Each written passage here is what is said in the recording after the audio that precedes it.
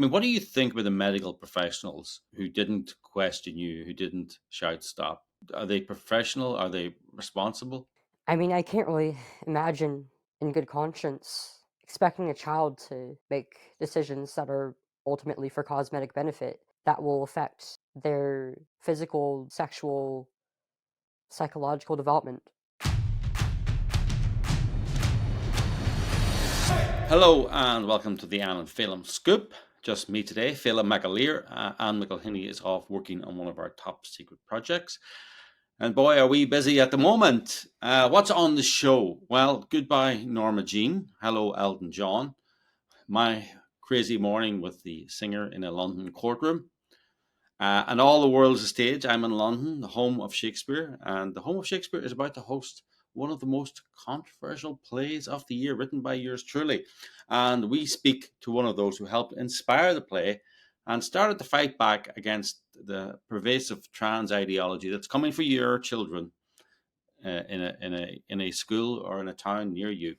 And then we speak, unfortunately, to one of the victims of the trans ideology. You won't want to miss that interview, because if you know a school child in America or in the world, this interview is for you, because, as I say, your child may not be interested in it, but they're interested in your child. But first, we have a big favor to ask you. And it's one of those favors that will actually be doing yourself a favor when you do it. Go and listen to our Kevin Spacey True Crime podcast. And that's why I met Elton John. Well, okay, not quite met Elton John, but Kevin Spacey is being charged with 12 counts of sexual assault here in the United Kingdom. But the story is extremely important. It's not just about the downfall of a liberal Hollywood actor who, by the way, probably doesn't share your values or even care about your values, but it's about fighting Me Too mob justice. It's about exposing a corrupt media. And, this podcast, actually, it's about revealing how our basic right to due process is being degraded every day. Just to let you know what this story is about, it's no coincidence that the media outlet that carried the initial story about Kevin Spacey, the inaccurate, the corrupt story about Kevin Spacey, was BuzzFeed News. This was just a few months after they published the fake Steele dossier to bring down President Trump. Progressives then changed laws and used laws to go after Kevin Spacey. These very laws they changed, they then used to go after Trump. They will change the laws until they get the verdict they want. And until we expose this for the whole world to see, the question will always be, who's next, right? And you know who's next? You're next. Your son is next. Your husband's next. Your brother is next. So if we don't call them out, or Trump is next, or one of Trump's aides, if we don't call them out now and you don't listen to the Kevin Spacey story, then they'll use these laws to come after us. So please go to the Kevin Spacey podcast now. The story is not what you think. The story is not what the mainstream media has told you it is. So actually, let's listen to a little sample of the podcast. It's narrated by Miss Anne McElhinney. Let's play a little sample there. Keller started by catching Rapp in a simple but significant discrepancy. Remember his dramatic and moving account of how he was inspired to go public after reading actress Lupita Nyong'o's New York Times essay about her experiences of being sexually harassed by Harvey Weinstein. It was a quiet moment, sitting by my window in my apartment in New York City, reading the New York Times. Lupita Nyong'o's story that she shared about her experiences with Harvey Weinstein over the years. But thanks to Discovery, Spacey's lawyers were able to get access to Rapp's emails and text messages. And they showed Rapp had actually reached out to journalist Adam Vary over a week before Nyong'o's article was published. Nyong'o's essay hadn't been the catalyst. Jennifer Keller grilled him on this point when he was under cross-examination. Here's a reenactment of how that went. So by October 13, 5 days before the New York Times published Ms. Nyong'o's article, Mr. Vary told you that everyone at BuzzFeed wanted to be sure your story had the strongest impact possible. Is that right? Is that what he said? Yes. Well, bottom line is your acceptance speech in 2018 was not truthful, was it? your acceptance speech where you cited Ms. Nyong'o as having been your inspiration, and recalling that at that very moment you decided to come forward and you had immediately contacted Mr. Very. None of that was true, was it? It was how I remembered the events unfolding when I thought back on them. But the events weren't 31 years old, were they? Whenever she confronted Rapp with facts that called his version of events into question, he just claimed he could not be lying because that was how he remembered it. So trust us when we tell you this story is worth hearing, and have we let you down yet? We have not. So please go listen, but most important, go on the Apple Podcast. The app on your phone looks like this. I'll put up an image of it. Press that. Put in Kevin Spacey Trial Unfiltered. That's the name of the podcast. Listen to the podcast, but then please rate it. Rate the podcast and leave a review. Please leave a review. This will help us get up the ratings. This will help get that story out there. And this will help show people how the rule of law is under threat from progressives in America. And the only reason they're going after Kevin Spacey, by the way, is so that they can say, look, we went after him. Now we're going after you guys. And that's us. So what else is going on? So Kevin Spacey Trial Unfiltered. Go to kevinspaceypodcast.com. At the weekend, I was on British TV, not the BBC. I was on the scrappy upstart station GB News on the Andrew Doyle show Free Speech Nation. Andrew Doyle is a non-woke comedian. But I was talking about the new play that's coming to London. It's this Saturday on July the 22nd. It's called Mermaids versus the Alliance. And it's a play, as usual, based on a court case. Mermaids is one of those trans youth charities that's basically medicalizing and destroying the lives of thousands of kids every year. And the LGB Alliance realized that this was a massive threat to young people everywhere, especially young people who thought they might be gay, so young women who were confused about their identity, or young women who had mental illnesses. When they went to counselors, when they went to teachers, when they went to doctors, they're now being told, and this is happening in America too, they're now being told, you're trans. That's it. That's the only reason for your unhappiness. And if you go on puberty blockers and you get double mastectomies and you get all kinds of mutilations, then you'll be happy. And they decided to stand up and shout stop. And boy, do they not like it when you challenge them. So the Mermaids went to the Charity Commission, which regulates charities in the UK, tried to get the LGB Alliance thrown off the charitable register, a huge blow. So there was a court case, and suddenly the court case flipped halfway through. From rather than being an attack on LGB Alliance, it suddenly became an attack on Mermaids. Not an attack, an examination of the trans ideology, an interrogation of people pushing trans ideology in young people. It's the first time they've ever been asked these hard questions. And I'll tell you, it's probably the last time they'll put themselves through this. This is why they don't want to debate, because they ain't got anything going on there. I was on British TV last night. Let's play a little clip of me talking about the play and the case.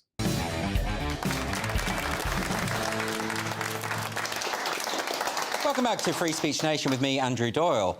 Last week we reported on how trans lobby group Mermaids lost its legal battle to have the LGB Alliance removed from the charity register. That 2-year legal challenge is now being made into a stage play. Mermaids versus the Alliance is based entirely on the transcripts of the tribunal hearing. It's the work of playwright and journalist Felin McAleer, who joins me now. Felin, welcome to the show. Thank you. Now, I've seen a number of verbatim plays over the time. They often take political ideas, things like the Vagina Monologues, the Laramie Project. They've done this about the Iraq War, various things. Bloody Sunday was the big Bloody Sunday. The Bloody Sunday Tribunal, actually, yeah. Yes. It's a very British idea. It's a very verbatim theatre, really started here in London. And was that your idea then? Well, let's just apply this to this story. Yeah, I mean, I think court cases to me are the last great place where the truth is told, where you're not allowed to have political slogans. And I wasn't really following this case at the time, but I saw some publicity about it, something about it, and I just wanted to know more about it. And I read the transcripts, and the truth is very compelling, Yes. And this is what this is. This is people telling the truth. It's also very funny when you see what people don't, once they are faced tough questions, what little is there? There's no there. That's really interesting, isn't it? Because, you know, trans activists and gender ideologues have often said no debate. Stonewall says we never debate, and Mermaids have always said no debate. Now, they can't say that to a judge. You know, if they're in a court of law, you have to answer the questions, otherwise you're breaking the law.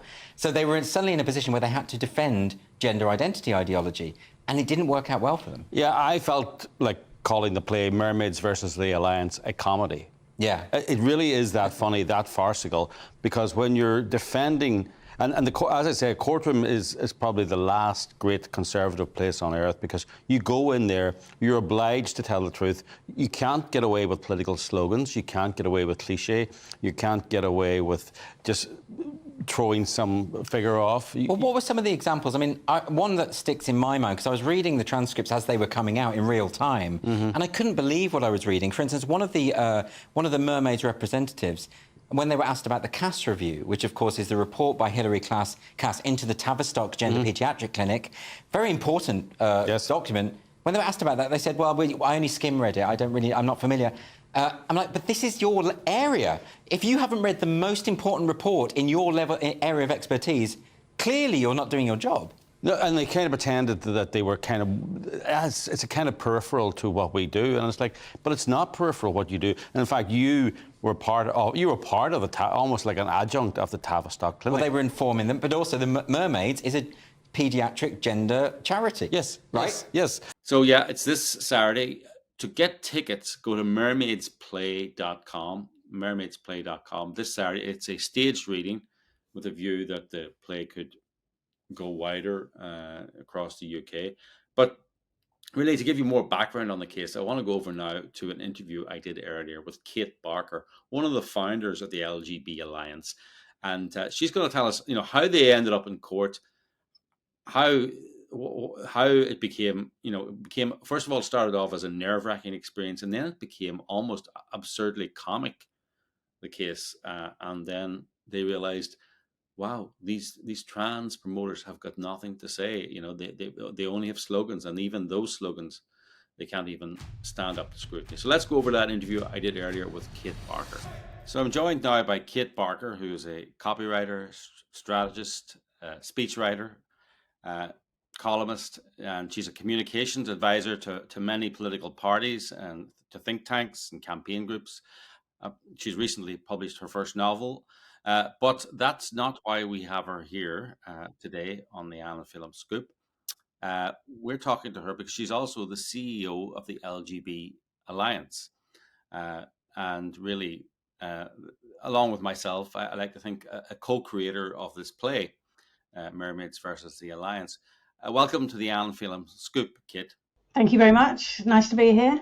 Yeah. So what did you think when I wrote an email saying I'm thinking of writing a play about the court case that you were involved in? We felt it was an enormous drama, but then we kind of sensed that it was just something that was fairly niche that not that many people would be interested in. But as soon as the case was over and we heard so many people talking about it, it was clear that whilst it might have seemed a bit niche in the first instance, which is just a little charity being challenged for its charitable status by somebody, by another organisation. On paper that doesn't sound that exciting, but when you drill down into it, it was about free speech, and essential questions like, are we allowed to say that biological sex is real? Is that inherently a hateful thing to do? Is truth hateful? All these questions that kind of sprang from it. So in our minds, we thought, this is drama, but you actually approaching crystallized that idea, and we thought that it's fantastic. As soon as we heard about it, we thought that's brilliant. People are going to love it. So fingers crossed that they do love it. There's a lot to think about, and there's a lot to analyze, and I think any audience going along is going to be absolutely gripped. No, I think they will. I mean, and it's funny. I think the issues have just become more and more crystallized in recent months, almost rather than years. I mean, it's come as an avalanche. Certainly, if you had young kids at school, I think you were more aware of this coming. this coming storm. But for someone like myself, I was aware of it, but I just wasn't aware just of how insidious the whole movement was, and how it was taking over the institutions, and how censorious it was, and how it was trying to cut down debate. And once I saw, that's what got me, was once I saw somebody trying to cut down the rights of others to speak and to tell the truth, that got me interested. But let's go back to the start, to tell people who Mermaids are, and tell people who LGB Alliance are. So Mermaids is an organisation for trans youth and their parents. And originally, it's been around for a long time, and it was, I think most people would agree, it was a nice organisation doing a good job. It was helping children with gender dysphoria, which is a real thing, and it was a growing issue. And then at some point, possibly at the appointment of a new CEO, it seemed to turn into an organisation that was actually advocating for children to become trans, or to explore the idea that they were trans. So there was a real kind of shift in their thinking that happened to coincide with the time when tons of money poured in to them as well.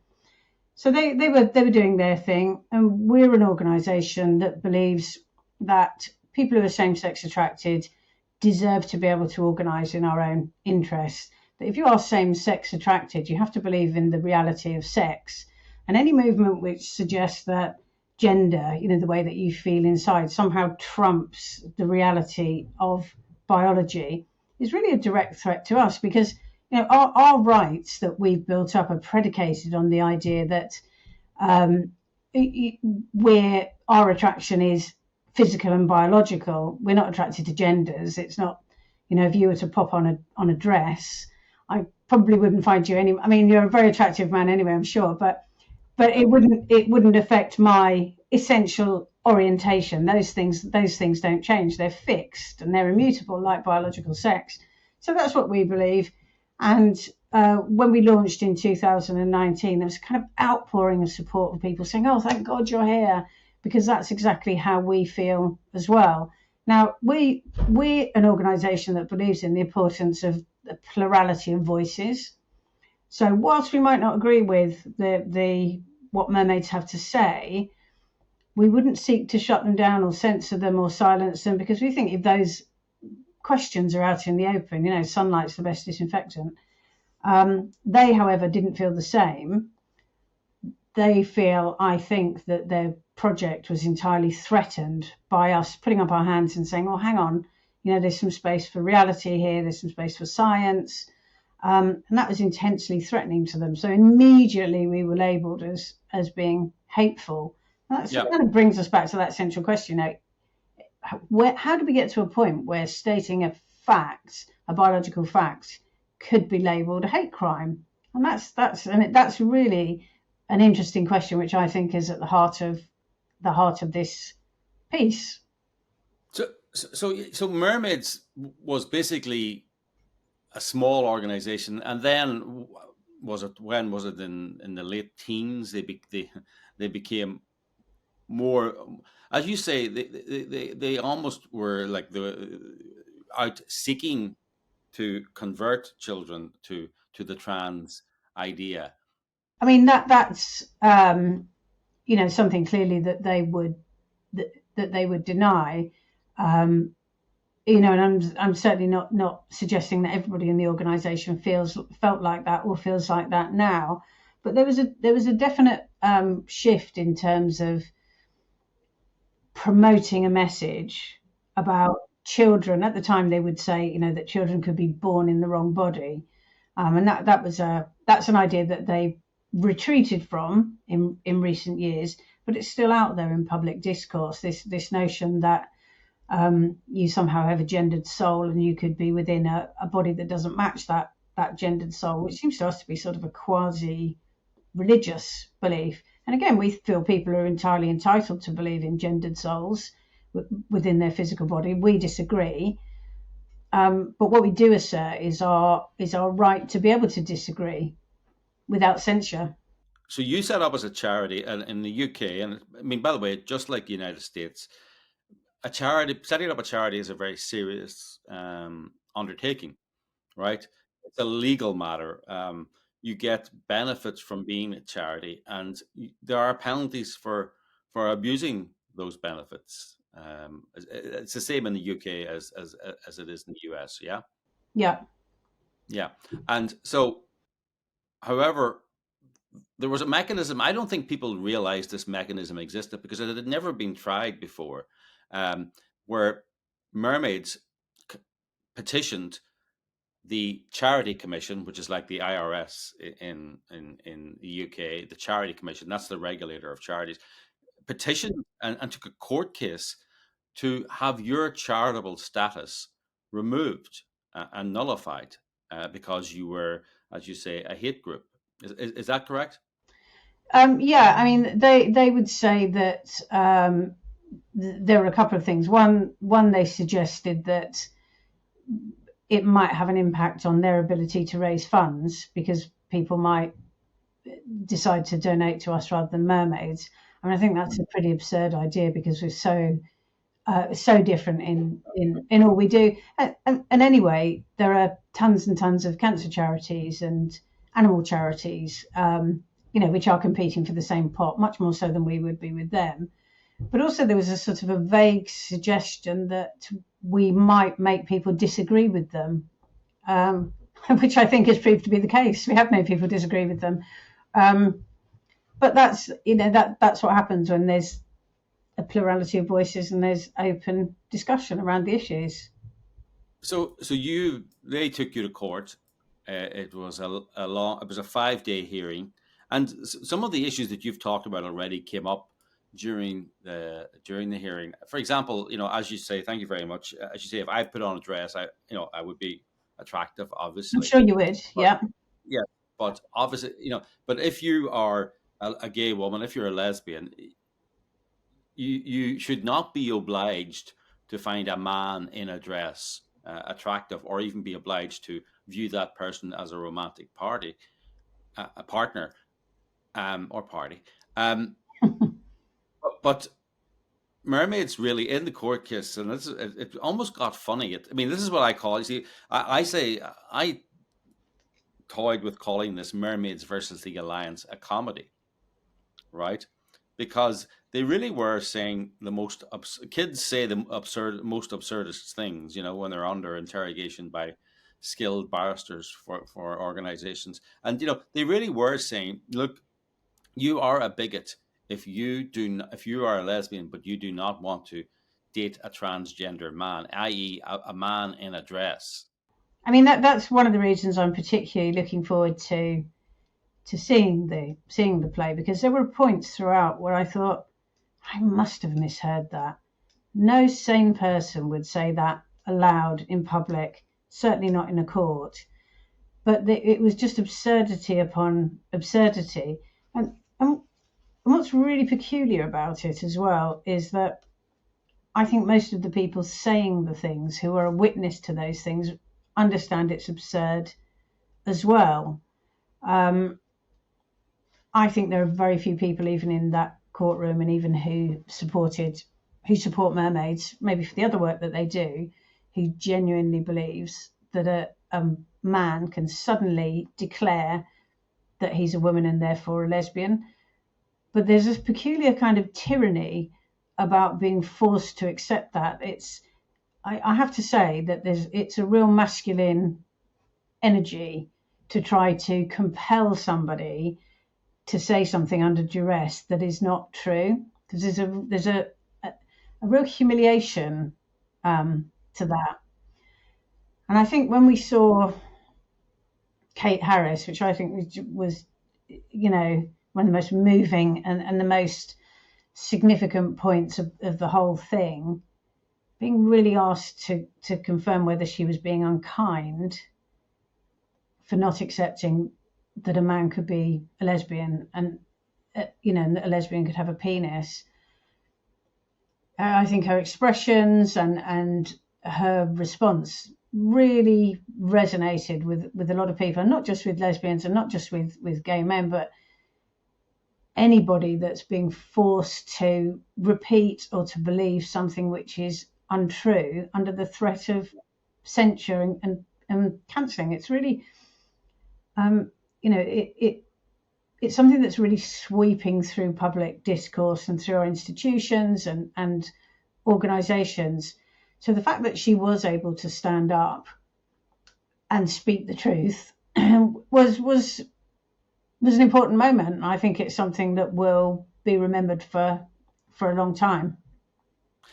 Yeah, and it was a very moving. I mean, it was a very moving part of the play, and this is the play has obviously it has legal argument, but it has high drama and it's high emotion in it too, because really you're talking to people who fought in the 70s for the right to have their identity respected, and now just when they had relaxed, it's their old comrades in some respects, or their new comrades who are trying to take that identity for them. And I think your use of the word humiliation is very interesting. I can't remember who said it, but they talked about the point of propaganda in the old Soviet system and in the old Chinese system, communist system. The point of propaganda was not to convince people that there are no bread queues, or that that everyone's happy and everyone lives in a beautiful apartment. The point of propaganda was to have people repeat nonsense, to humiliate them, so that they would be ashamed, and so take away their rebellious spirit by shaming them, by repeating lies. And that's when you start saying that a man who puts on a dress can be a lesbian, not legally, and this came out in court. It's not legally a lesbian. They're actually a woman. They believe that transforms them. By that person saying, I am a woman, that transforms them into a woman. By forcing the rest of us to agree with that, we're being humiliated. We're telling ourselves and the world what we see is not true. And that actually is destroying us. I think one of the important things about this trial is that, and I'm sure I'm a biased reviewer of events, but it was really interesting in having been forced into this position because we were defending ourselves. We didn't call this action. We didn't want it.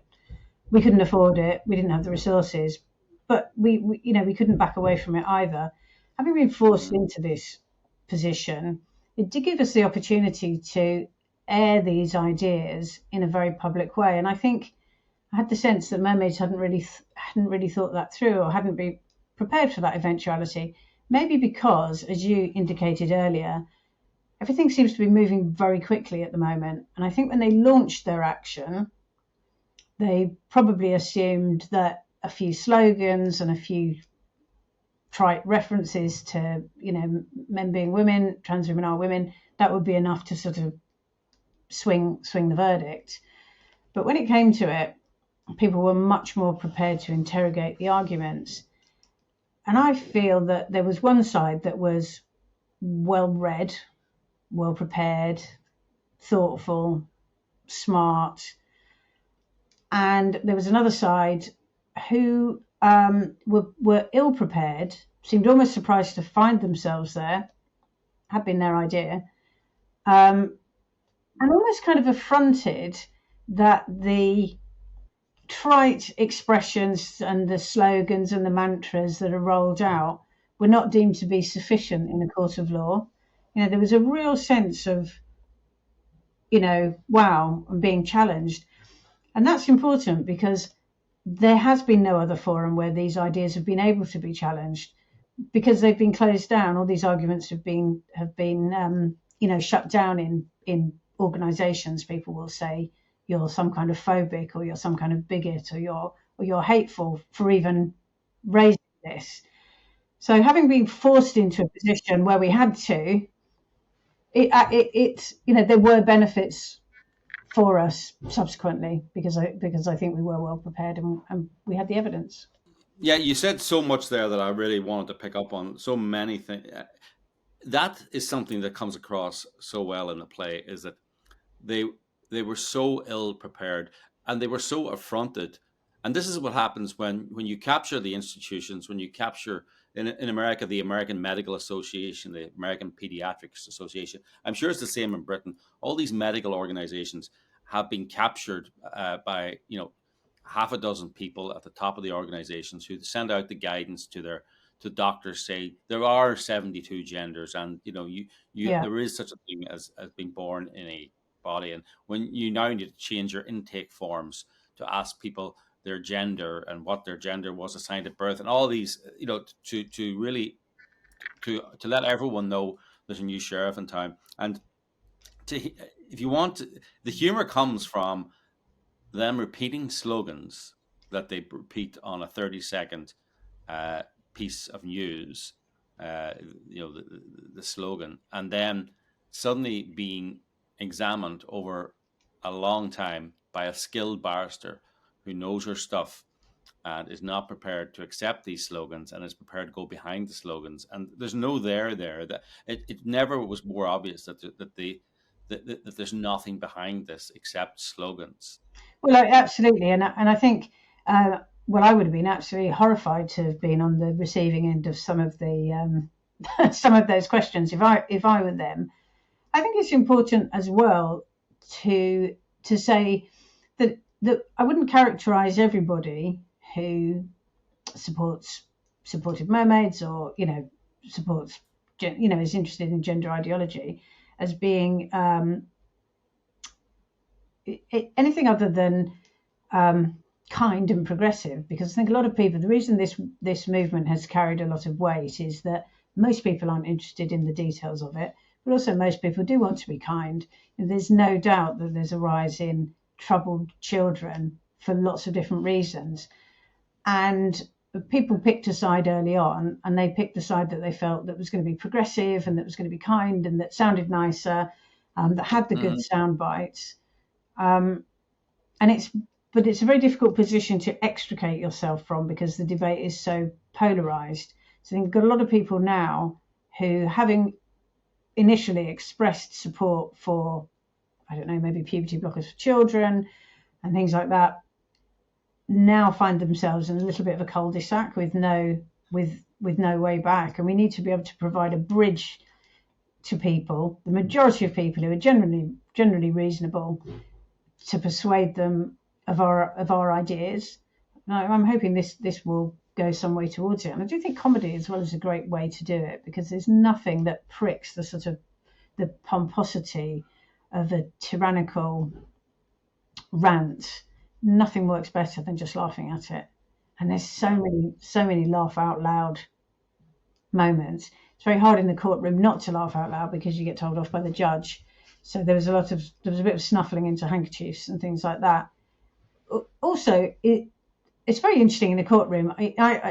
I've never been into a courtroom before this, and you go in, and it's there's nylon carpets and quite cheap office furniture, and the tech is a bit dated, and there's an old air conditioning unit going. It's all quite banal, and yet there's this thrum of anticipation and this bubbling passion, because the stakes are so high when these two parties have been brought together. And that contrast between the sort of banality of these surroundings and the rigidity of the way they're conducted and the passion and the energy behind it all, it just is a really extraordinary thing, which is why I suppose courtroom dramas are always so great. They really endure, don't they? Courtroom dramas endure, but verbatim courtroom dramas are amazing, because, and I find this, I've done a lot of verbatim courtroom dramas now, and I always, if you ever go to a play, you watch people, they sit back and listen to the dialogue because the writer has written, they're trying to absorb it. When it's verbatim, they're leaning forward a little, they want to hear every word because they know every word was uttered by a real person. So they want to hear everything, and that just gives the audience an extra bit of energy that the actors pick up on as well. So I don't want to give you away too much about the play to you or to anyone else, because I think everyone needs to hear it for the first time, because you people have lived through it. You guys have lived through it, but you don't know what's in it. there's a lot of drama, and as you know, there's a few tears as well, and a little bit of football as well, soccer. Gets a mention. Yes, I can see a funny look in your face there. Yes, but I mean, it's a very very English drama, a very British drama too. One of my favorite parts in it is maybe this is kind of inside baseball, but we'll explain it to the Americans. Is one of the witnesses just spends an inordinate amount of time. This court case happened back in September of 22. Spends an inordinate amount of time talking about the wonderful example that Scotland is to the whole trans movement, and how Nicola Sturgeon, the Prime Minister of Scotland, the First Minister, is a beacon of light and progress, and the way she has brought in, and especially even what they're doing in prisons, was just amazing. It is the top example of how this can just come in with no hassle at all. And was it weeks or days after your court case that people started realizing that the Scottish First Minister had allowed two male rapists, violent male rapists, to be in women's prison, and she was forced to resign shortly afterwards? Was it weeks? It was shortly afterwards, and that's an example of when reality meets slogans. And it was really interesting watching that unwind and watching politicians be faced with the is a trans woman a woman question, because of course if they said yes, then they had this person who, their photograph was quite iconic. This person should go into a women's prison. And if they said no, it opened up the possibility that somebody might lie about being trans in order to gain an advantage, i.e. to go into a women's prison. So they were absolutely stuck, and they blustered, and the Scottish people saw through it. They saw it, and they didn't like it. And when it comes to sort of push comes to shove with a lot of these issues, is that in theory, a lot of the things that gender ideologists say could be considered progressive solutions to some of the problems we have today. But when it comes to their practical implementation, they it's clear that it's just an ideology. It's just an idea, and it doesn't work. It's time we've all got to talk about it and find solutions for people who do feel disenfranchised at the moment. Once the Scottish politicians were asked any kind of tough questions about this and once the media realized, we're allowed now to ask these tough questions, because there was this code of silence before where the media would pretend not that it's not a real issue. Once they were allowed to ask questions and did ask, the politicians folded quicker than a cheap suit. Like they just folded. Like it was over in days. Isn't that right? Yeah, completely. And I think that's kind of what I was talking about before, in that I don't think there's because those people did not believe that a trans woman is a woman. They may well have sincerely believed, as we would sincerely believe, that every person deserves equality and dignity under the law, and that people all need to be treated with equity in a fair society. But they didn't believe the essential lie at the heart of all of this, which is that a trans woman literally is a woman.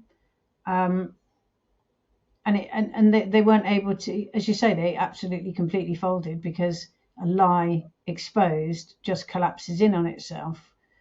But I think they do such a disservice as well to trans people who, and they in many cases are the people that are going to suffer the kickbacks from all this, this overreach by politicians attempting to look progressive, attempting to jump onto a bandwagon they don't understand and they can't stop. And there are real people at the heart of this who are being disadvantaged or who are suffering. And I think it's wrong. I won't talk any more about the play, because I don't want to give too much away about what's in it. And it's a boiling down of these 5 days of intense questioning about important issues. But it's a very human drama, because we're talking about people. We're talking about watching young girls who may be lesbian, who may be gay, going to their counselors in school now saying, I don't like boys, what's wrong with me, or what's happening? And the counselor, who's been trained by Mermaids, saying, oh, well, you're obviously trans, let's get you on puberty blockers and let's get you, onto a medical pathway. And then it came out at the same, just before that, that the the number one gender clinic in the UK, Tavistock, was basically running a butcher shop where children were going there with all kinds of comorbidities, mental illnesses, etc. But all the doctors there could see was trans, ignoring if they were autistic, ignoring if they were depressed, ignoring if they'd suffered trauma, and mutilating people unnecessarily. And this all came out. I don't want, by the way, I don't want to make it sound like it's a sad play. It's a dramatic play. There's a lot of emotion in it, but there's a lot of humor in it too. So people need to come to the Camden Club. You need to go to mermaidsplay.com. There are still a few tickets left. I'm just looking at the Eventbrite here before we get cancelled from Eventbrite. And it says a few tickets left. So there are a few tickets left as we're recording this. So please go there, and we hope to see you all on Saturday evening at 8 p.m. in the Camden Club in London, UK. Thank you. And thank you, Kate. Thank you. So, mermaidsplay.com. I mean, as I said, it's farcical, it's comedic, it's absurd. But, let's not forget, behind this comedy, behind this absurdity are real human beings. And this, I want to take you now to a sadder story, but a story of resilience too. Chloe Cole was a 12-year-old girl with mental issues, and she went to people for help. She went to the medical profession for help, and thought maybe she wanted to be a boy. And boy, did they jump on that. And they went puberty blockers to double mastectomy. She was on puberty blockers at 13, double mastectomy at 15. No examination of any other reasons for her feeling sad or feeling mentally ill. I mean, let's let Chloe tell her story, and we'll wrap it up with Chloe's interview. But boy, I'll tell you, this is a story we're going to pursue to the ends of the earth, because this is an important story. We'll see you next week. Anne will be with me then, but don't forget, Kevin Spacey Trial, Unfiltered. Go there on your podcast app, leave a review, leave a rating. If you know anyone in London, if you're going to be in London, mermaidsplay.com. Anne and I will be there. We'll see you there. Let's get a selfie taken. Let's have some fun on Saturday night in London. Yes, Anne and I will be there, and hopefully we'll see you there. If not, we are videoing it, and we'll be able to play hopefully some clips of it for you. But let's go over to that interview now with Chloe Cole, and talk to you next week. So Chloe Cole is a powerful voice for those being mutilated by gender ideology. Just a short bio. She was 12 when she decided she was a boy, and she socially transitioned. And of course, when she was 13, she was put on puberty blockers. And at 15, she underwent a gender confirming or gender affirming double mastectomy. And at 16, she woke up to reality and realized she wasn't a boy at all. She was, I suppose, an impressionable girl, or we'll talk about what she was and how she got there, who'd been led to believe by adults that she was born in the wrong body. She has since transitioned and is one of the leading advocates against the gender transition of minors. Welcome to the show. Welcome to the Anne Film Scoop, Chloe. Thanks for coming on. Thank you for having me. You started your transition a year after getting your first phone and being exposed to social media. Do you think social media had a role to play in where you found yourself? I mean, if it weren't for my exposure to social media, I wouldn't even known what transitioning was, and I wouldn't have gotten to that point where I thought that I was a boy, that I was destined to be a boy, and that there was no other choice for me. In your bio, it says you started socially transitioning. What is tell people what that means? What is socially transitioning? So when I was 12, I decided that I would identify as a boy. Mhm. And the way that I would show that was through changing the way that I presented myself, through the way that I cut my hair, through the way that I dressed. I bought more boys' clothing. I tried to dress more like my older brothers and some of the boys at school. I also tried to emulate some of their mannerisms as well. Mhm. And it changed my name. And I told some of my friends at school, some friends online, and my family about it. Did everyone say fine? We accept, or did anyone say no? And tell us about did people did the school teachers, did your counselors, did anyone say, hold on there, Chloe, there might be more going on here than you think? Well, I hadn't really come out to anybody, any of the school staff, so they didn't know. I didn't have a counselor at the time or a therapist up until after I came out to my mom and dad. And the response between my schoolmates and my family was pretty markedly different. My peers, most of them actually started to bully me and make fun of me for saying that I was a boy, and even just for presenting myself differently than I had before. But my family, for the most part, was pretty supportive, and my mom and dad, they, as much as they wanted to support me, they were also very cautious, and they didn't really they weren't really sure about what to do about this, because they kind of suspected that my desire to be a boy stemmed from a deeper psychological issue that I was going through. I had been previously diagnosed with ADHD. I had some symptoms of autism, of being on the spectrum, and I struggled in school, not only with concentrating and being focused and grounded in class, but also with socializing with my peers. And I had been bullied throughout a lot of elementary and middle school. I'd always been a bit of a tomboy. I gravitated a little bit more towards my brothers and male peers than I did with the girls in my family or with my female peers. And I mean, a lot of the feelings that I was going through at the time, I feel like they were a consequence of bullying and of my self-consciousness with my body. Yeah. I'd started puberty at between the ages of 8 to 9, and I was only in 4th grade when my breasts became visibly developed. How did you get on puberty blockers then at 13? How did that happen? I mean, did you go to a doctor, or tell me about the mechanism of that?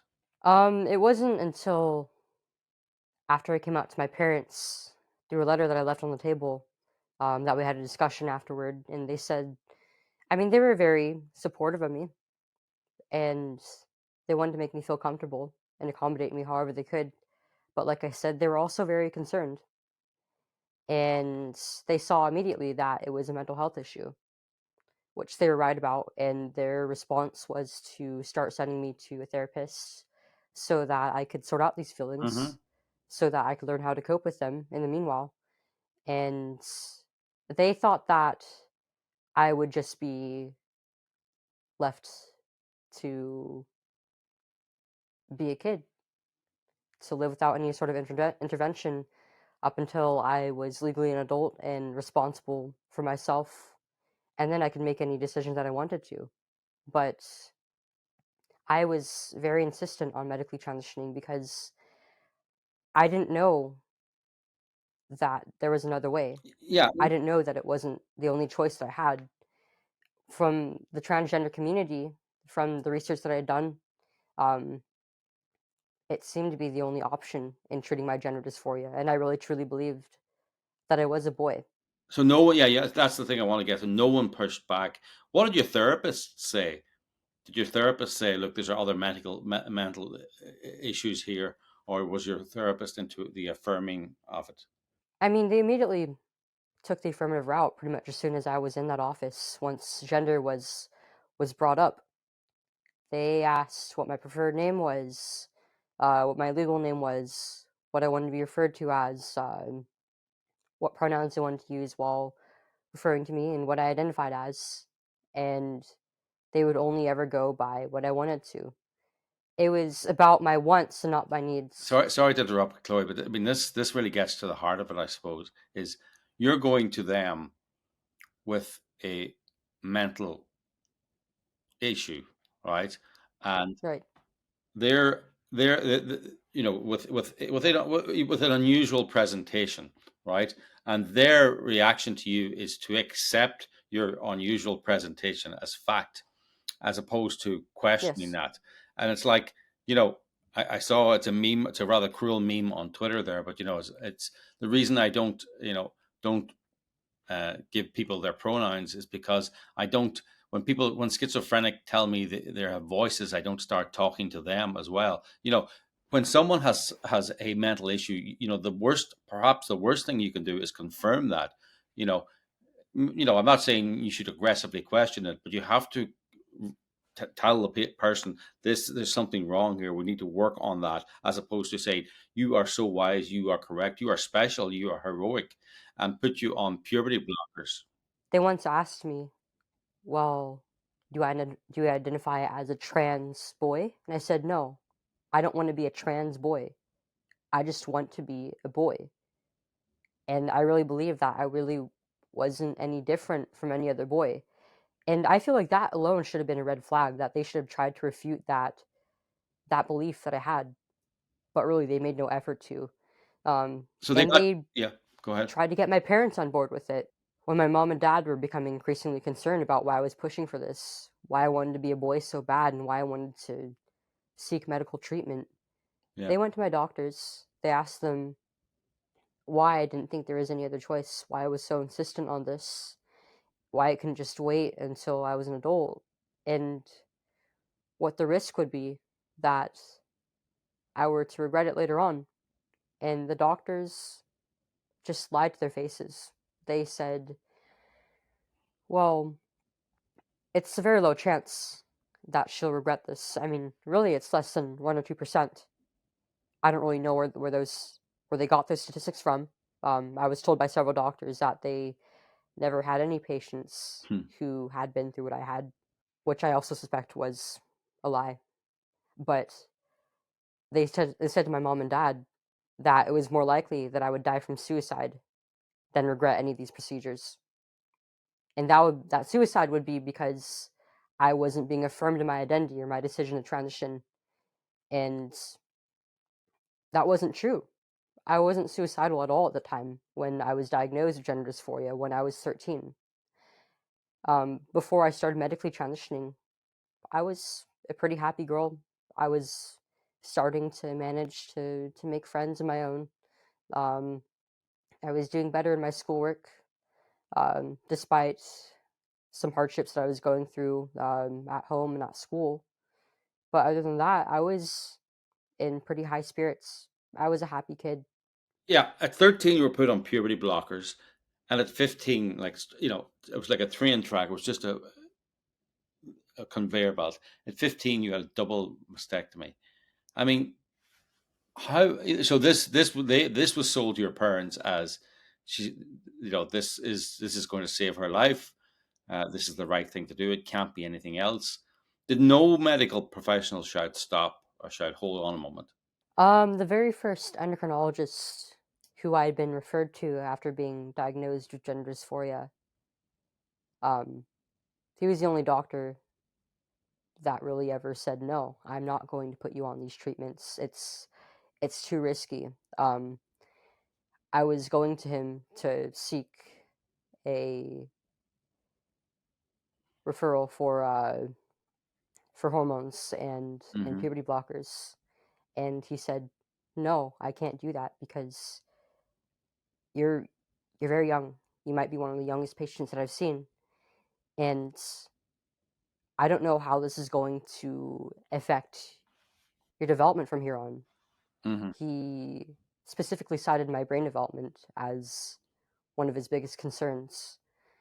But I never heard any of these concerns ever again from any other doctors. They were pretty trigger happy with administering treatment to me. So, how did you feel after the double mastectomy? Did you feel like like you had been, the weight had been lifted off your shoulders, or what was the immediate feeling, and then what was the feeling when you were 16? I mean, when I woke up from the operation, and once the medication wore off and I was fully conscious, I was very happy. You know, I saw it as a huge step in my life towards becoming my true self. And I had been using a compression device called a binder for a few years. That it's sort of like in the shape of a tank top. It's worn usually by like men with gynecomastia or women who are cross dressers or stage performers like drag kings, Mm-hmm. or by, in my case, women who identify as the opposite sex. And I would wear this thing every day for about 2 years straight, maybe for an average of upwards of 8 hours per day, because that's how long my school days were. And I would wear it whenever I was out of the house, whenever we had guests over, whenever I was working out, going on a run, swimming. And it was uncomfortable. Mm. It was, I wanted to be free of it, and I wanted to be able to take off my shirt and be just like any other boy my age. Mm-hmm. And that was why I sought surgery. That was part of the reason anyways. I also had a sexual trauma that had been unaddressed throughout a lot of my teen years, of having been groped by a bully in my 8th grade year after I started transitioning. But I mean, I didn't realize all this at the time. I just thought it would make me closer to the person who I was in my mind. Mm-hmm. And for a few months, I was happy, and I was looking forward to the process of recovering from the treatment, Mm-hmm. and finally being able to bare my chest. But it didn't happen that way. Before I was fully healed, I realized that I was going down a path that was only causing me harm. Yeah. That I missed being a woman. I missed things like little things like wearing makeup and having long hair and wearing skirts. But I also was grieving over my lost breasts. I learned in a class in psychology in my junior year of high school about things like maternity and childhood psychological development. And during the consultations for some of these treatments, I was told, for example, before I was put on the cross-sex hormones, that I might not be able to naturally become a mother when I become an adult, because I wouldn't be going through, or I may not be going through the appropriate development in order to do so. Mm-hmm. And that I would lose my ability to breastfeed my children after having the mastectomy, which was obvious to me at the time, but I didn't really realize just how important any of that was to me, because I was a kid. Yeah. And I wasn't thinking about having any children of my own because I was still growing. Of course. And it all just kind of hit me at once after I took that class, and I couldn't bear to live like that any longer. Yeah. No, I mean, you're not allowed to get a tattoo in most parts of the world, below 16 or 18, because of the permanency of it. It's a permanent mark, but the idea that you should be allowed to go on puberty blockers or have a mastectomy when you're 15. I mean, I remember women were basically, it was impossible for women to be sterilized until they're 30. Doctors wouldn't do it because they knew people change their minds. Right. And, what you think in your 20s is not what you think in your 30s. And, certainly what you think when you're 12 is not what you think when you're 16 or you're 19 or you're 20 or you're 30. And, I mean, what do you think about the medical professionals who didn't question you, who didn't shout stop? Are they professional? Are they responsible people? I mean, I can't really imagine in good conscience, expecting a child to make decisions that are ultimately for cosmetic benefit that will affect their physical, sexual, psychological development and stunt them for the rest of their lives, as well as sterilize and mutilate them. Like you said, here in the States, well, in California, where I live and where I went under all of these treatments, it's a misdemeanor to allow a child to either get tattooed or even go into a tanning booth if they're under the age of 18.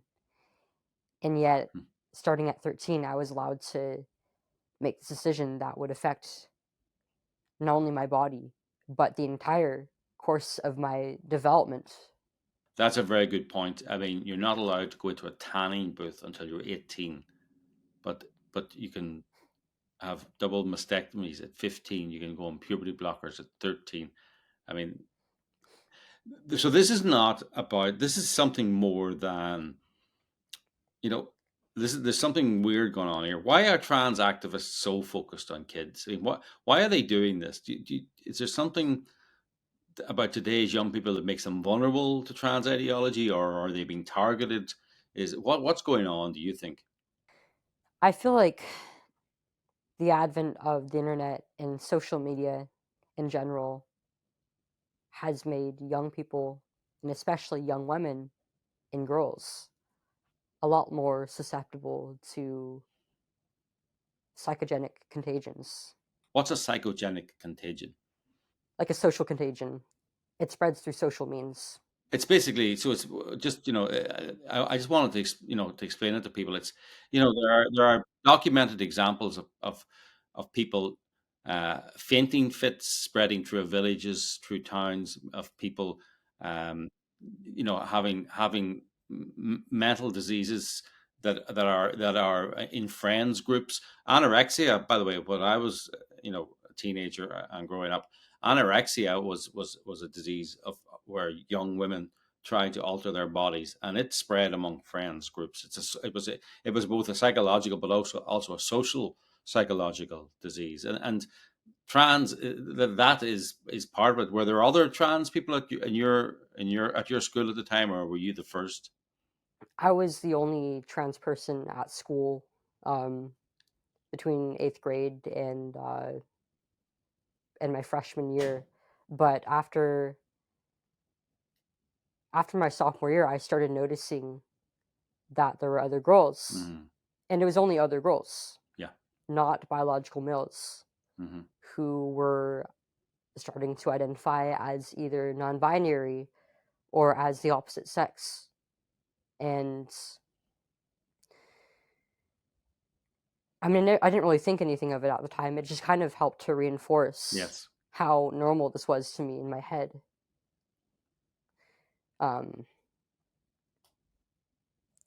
But I had a friend, actually, one of my best friends in high school.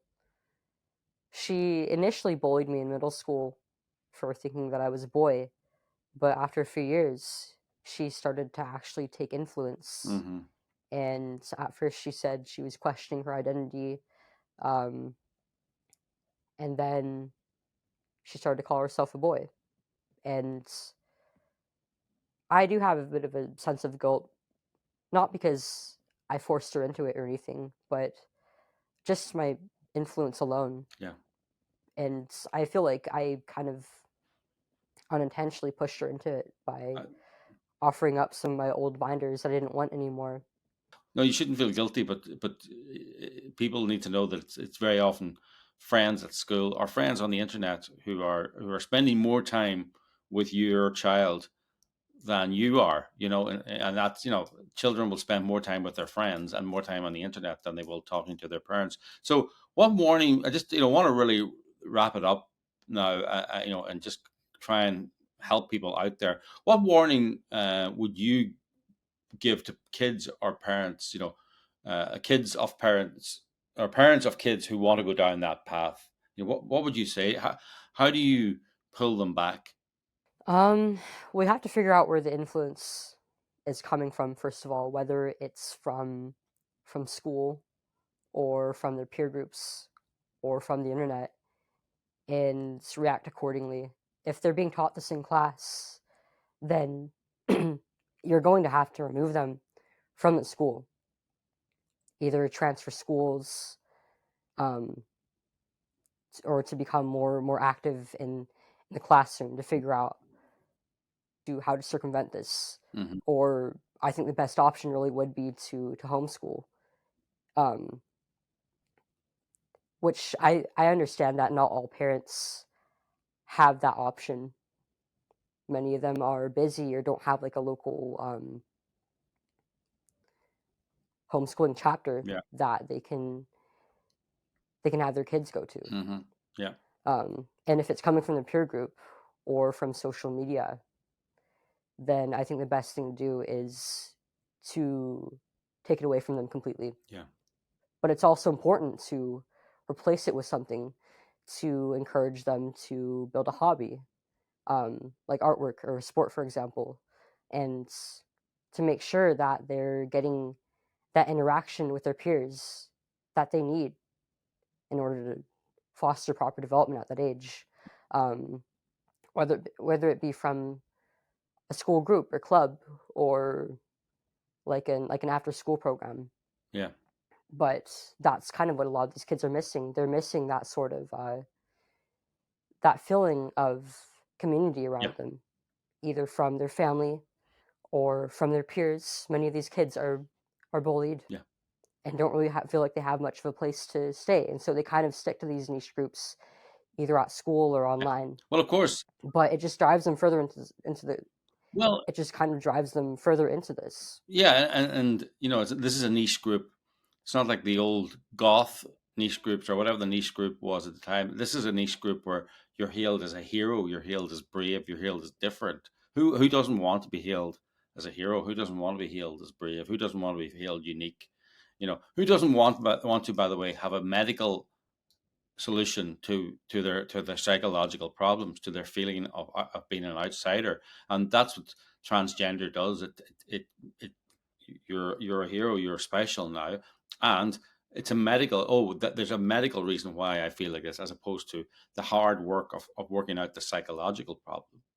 I mean, it very much is touted as a medical issue with only one treatment, and that's kind of why these adult activists push for children being transitioned so much, because a lot of them are transgender and they sort of have this retrospective bias in that, well, because they transitioned later as fully developed adults, that they went through the puberty of their natal sex, and now they have all these secondary sex characteristics that they don't want. Like, for example, in females, like wider hips and breasts, or in males, like a stronger, broader upper body or stronger facial features. Yeah.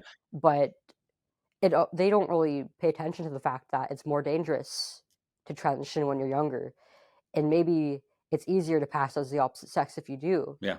But it's not like that doesn't come with a bunch of health issues that you're stuck with for life.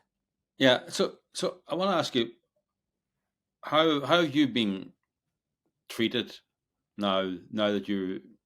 How old are you now? And how's life been since you decided to detransition? Have you been accepted? Is your life better? And what does the future hold for you, do you think? Well, I'm 18 years old now. It's been about 2 years and some months since I took my last shot of testosterone. And it's been a really difficult journey back. I missed out on a lot of social development that I was supposed to go through while I was a teenage girl. And I feel like in a lot of ways I'm behind my female peers. But I mean, I'm grateful for what I have now. I'm certainly a lot healthier than I was while I was on blockers and on testosterone. But I'm still dealing with some complications from all three of the main treatments that I was administered, the blockers, the hormones, and the surgery. And I haven't gotten the appropriate help that I've needed from my doctors who got me into the situation in the first place. And I'm planning on switching healthcare providers soon, but I don't know whether I will be helped. It's hard to trust any medical professional after not only what was done to me, but the neglectful treatment that I was given afterwards. Of course, and the thing is, if medical professionals start to treat you the way you should be treated, I mean, they could find themselves losing their medical license. That's how captured the American Medical Association. You know, it's viewed as conversion therapy now. You know, they could face disciplinary proceedings if they become over enthusiastic in helping someone like you. I'm suing my doctors right now. Not only my surgeon, but also the endocrinologist who put me on hormones and blockers, the gender specialist who referred me between these services, and my entire healthcare provider, because they push these treatments on minors. And what's their answer? It's been so far. Have they responded? No response yet, and we haven't had any proceedings yet, but that will be coming soon. Okay, well, we want to follow that. As I don't know if you know, I'm doing a play here in the UK on Mermaids versus the Alliance, the LGB Alliance. They were sued by Mermaids, which is a trans youth charity, and they were sued by LGB Alliance, which stood up for the rights of lesbians, gays, and bisexuals. And we're doing a play, and it's a courtroom drama. It's that court case about the right of free speech. It's the right of to say a boy is a boy and a girl is a girl, that there are not many genders, there are two sexes, those kind of rights. And I think your case, if it comes to court, could be another case where these issues are forced out into the open. People are forced to answer under oath and forced to account for what they've done in the past. So thank you very much for coming on the show. We want to follow your case really closely and carefully. Maybe we'll be able to make a drama out of it going forward, to bring this story to millions of people who need to know this story, and millions of parents who need to know the story, and children who need to know this story. So Chloe, thank you for coming on the show. For all the people out there, if you know anyone in London who would like to go to the play, go to mermaidsplay.com. It's on this Saturday, July the 22nd at 8 p.m. in Camden. You can get the full details at mermaidsplay.com. Thank you for tuning in to the Anne. We will see you next week. Thank you for having me.